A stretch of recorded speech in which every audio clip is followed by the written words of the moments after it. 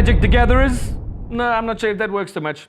Also, there's no kind of acronym that you can do for Magic the Gathering fans, because the MTGF fans, no. Hello people who like Magic the Gathering. We're back with Ravnica Roulette, Season 2, Episode 2. This time around, we're in the Ravnica Allegiance Guild kits. And today, we are going to have Nicole represent Gruul. And Stefan is going to play Rakdos. Nicole needs to step up for the girls from Dum Dum Die. They're 1-0 down already. 1-0 down already. This is no good. Let's see what happens. Hi everyone, thanks for joining us for Ravnica Roulette. I'm joined today by Nicole, also from the Dum Dum Die crew. Hey. Today you're going to be playing with the Gruul. They're the barbarians of Ravnica. What I love about this guild is that they're like just all barbarians and they're wild and they're just like really hectic. I feel like I'm not that kind of person, so it's good to like, you know, be exposed to something different. I'm going to be playing the Cult of Rakdos, the Black-Red Guild. Obviously, it's one of the guilds that features the red color, so I know it's going to be aggressive. I'm going up against Gruul, the Red-Green Guild, also red, so I know it's going to be a battle of the aggressors. My promo card is Rakdos, the Lord of Rides. He's a big flying demon. Mine is Rurik Tar, the Unbowed. He's a legendary creature. And yeah, he says the Unbowed attacks each combat if able. Just trying to see, who's going to come out of the gates first. That's going to be very important in this game. Okay, I'll play first. Thanks, good luck and have fun. Good luck. Thank you. Okay, I'll start. I'll play a mountain. And then I will summon Rakdos Cackler. He's a little devil. I have my little Rakdos Cackler. He's named after the guild. He's a 1/1 devil for 1, but he's got an ability that you can unleash him, which is pretty cool. If you do unleash him, you put a counter on him, but it means he's only going to be an attacker for the rest of the game because as a drawback, he can't defend. But it's pretty cool having a 2-power creature on the first turn is pretty cool because from the next turn, you just start hitting, for 10% chunks of their life. I'm pretty happy about that. So I will unleash him. He's just a 2/2. Okay. And I'll pass the turn to you. When I picked up my hand and I saw that I had nothing to put down, I was like very disappointed because all I had was just expensive creatures. My heart kind of broke, I'm not gonna lie, because now I was just like chilling there, like empty, and it was just very sad. I'm gonna put down a mountain land. Just gonna leave this as is and pass my turn. I'll tap and draw. I will go to combat, and I will attack you for 2. Okay. Then after combat, I will play my guild gate, comes into play tapped, and I can generate either black or red mana with that guy. Okay. And that's me. All right, so forest land down. And I'm going to tap both, and I'm going to put Zur Tar Druid down. So what I loved about the Druid was that every time I tapped it or untapped it, every time I tapped it, Stefan would take 1 point of damage. So I was pretty chuffed about that. I can't give, it won't deal 1 damage to you now, hey? No, not right. Only from next turn when you start using his ability, yeah. And I pass my turn. Okay, I'll untap, draw. Okay, I'll put out a swamp, and I will go to combat and attack you for 2. Damn. So relentless. And then I'm going to summon the Spawn of Mayhem. Okay. So he normally costs 4, but he's got a spectacle cost, which is reduced if someone lost life this turn, which he did. So I'm going to tap 2 black. Spawn of Mayhem is pretty cool. He's a flying demon with trample. He's got an ability that at the start of my turn, he's going to ping everyone for 1. So it's a nice way to kind of like attrition base, get everyone's life totals down. Later on, if I drop below 10, he actually starts getting a buff because he gets counters put on him. Now he's just going to deal damage to each of us, and then later on in the game, he'll start to grow bigger and bigger and bigger. And luckily, I had that Rakdos Cackler out from turn 1, so I'm guaranteed to almost be getting in the damage, which allows me to capitalize on the spectacle cost. So I'm going to put down... When Stefan played the Spawn of Mayhem, I'm not gonna lie, like, I kind of knew I was gonna lose. Like, I felt like, okay, this is it. I'm probably not gonna win. Yeah, it was just kind of heartbreaking, because my life was just like in someone else's hands, basically. All 3. And then I'm also going to tap my Zur Tar. Okay, that's going to shoot me for 1. I go to 19. And then Ravnica Raiders. Damn. I'm going to also put down the Rubble Hulk Raiders. It says whenever Rubble Belt Raiders attacks, put a +1/+1 counter on it for each attacking creature you control. She summons the Rubble Belt Raiders on turn 3 because she obviously had the Zurtar Druid out, which in itself is a problem. Firstly, it accelerates her mana, and every time she does that, I'm taking a bit of damage. I'm a little bit worried because my own Spawn of Mayhem is making me take 1 damage every turn. So effectively, I'm taking 2 damage a turn out of, not through combat. She's only taking 1. So I need to keep that in mind. Then she summons the Rubble Belt Raiders. It's a 3/3, but every turn that it attacks, it gets bigger and bigger and bigger. Left unchecked, that is a creature that can close out the game all by itself. So each of us lose a life. Okay. 18. I'm at 15 now. I'll draw here.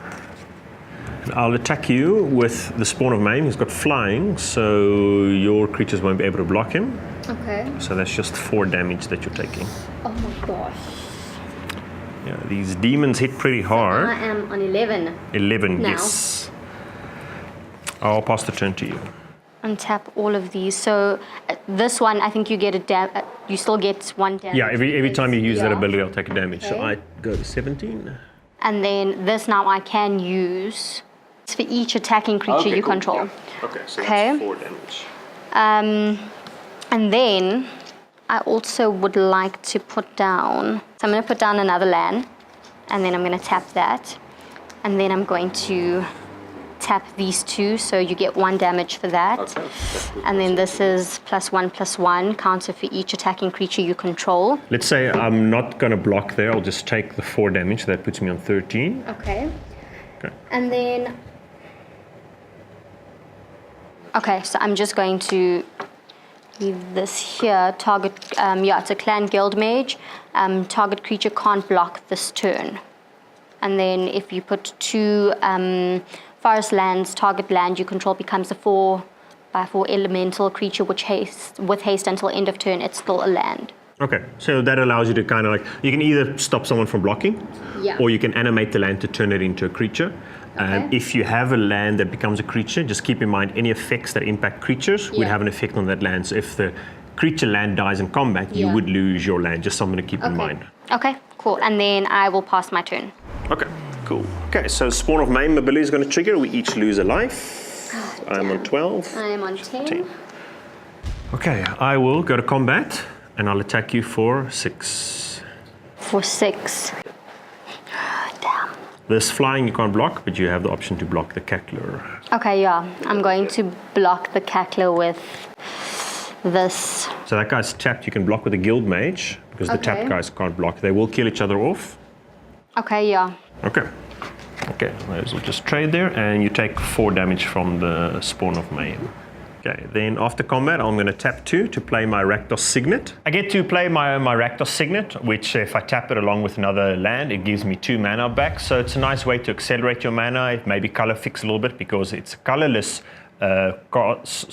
spell to play, but it does give you back colored mana. So when I picked up Rudic Thought, I was like, okay, my luck is going to change. And then I realized that I didn't have enough land, firstly, and that I couldn't actually play it. Okay, well, first let me untap this and the Zurtar Druid, so you get 1 damage. And then... So I just want to check those lands that you're tapping at the back there.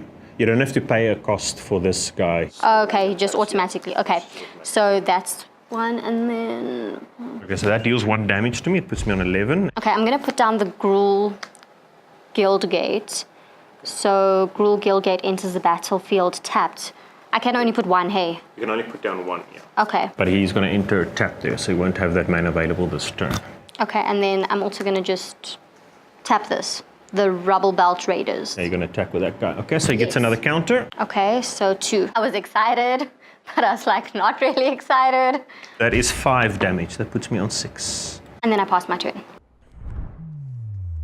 Okay, so the Spawn of Mayhem's ability is going to trigger 1 damage to each of us. I look at the cards that she had. I know that she'd revealed a Gruul Gilgate from her hand earlier on. She's on 5 mana. She has the Rurik Thar that I know about. It's a big ogre warrior. It's like 6 power, 6 toughness creature. Has vigilance, so it doesn't have to tap. It has reach, so it can block my flyers. I've got Spawn of Mayhem, which is a flying demon, which has been dealing most of my damage. And Rurik Thar also has another cool ability.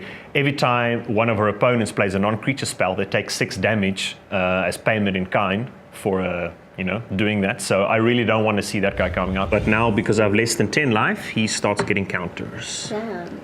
Okay, I'm on 5. Were you on 6 before? Yes. Okay.